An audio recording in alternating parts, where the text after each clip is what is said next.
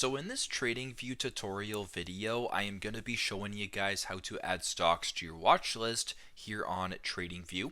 So the first thing you have to do is open up TradingView. Once that is done, as you can tell, my watch list currently has the S&P 500 index. Now if I wanted to add a specific stock, for instance, we'll use the stock, Apple for an example.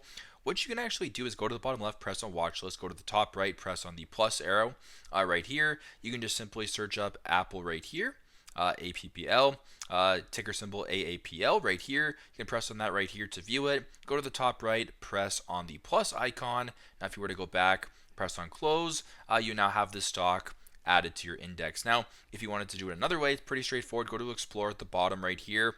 Go to where it says Stocks, right beside Overview and ETFs. Press on Stocks right here.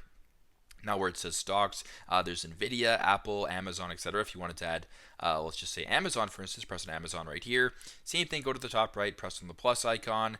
Now it is added to your watch list. So super simple, super straightforward. But this is how to add stocks to your watch list here on TradingView. Thanks again for watching, and I hope this video helps.